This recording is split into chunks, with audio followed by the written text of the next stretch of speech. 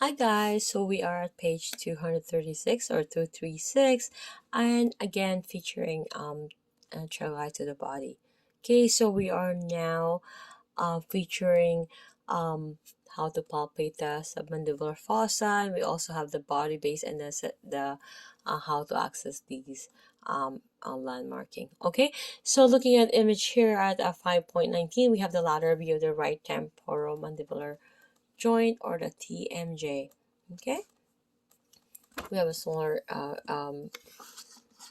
vision of how it you can locate it, and here we have the external auditory meatus. We have the articular disc of the temporomandibular joint. We also have the lateral pterygoid. We have the sphenomandibular ligament here, and the mandible is cut, and we have the condyle mandible, which is also cut, and of course we have the joint capsule.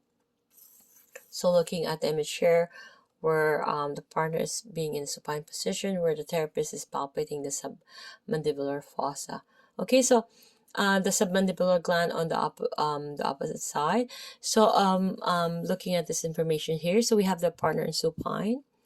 We're going to place your fingers inferior to the bottom teeth and explore the superficial surface of the body.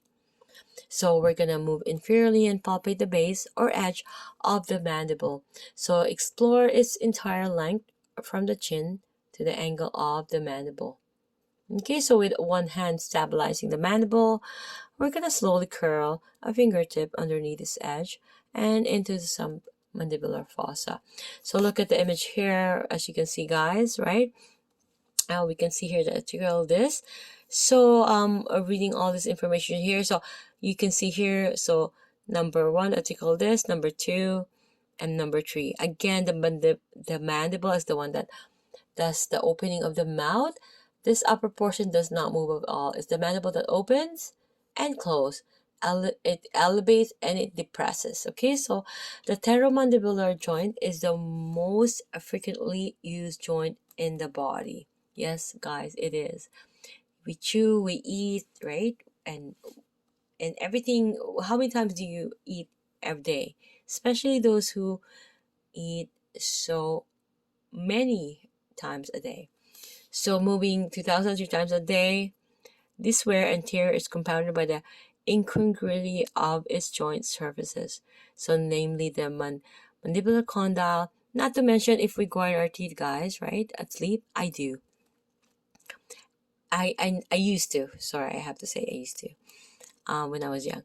And its fossa, right? So luckily the TM joint is equipped with an articular disc shaped like a lifesaver.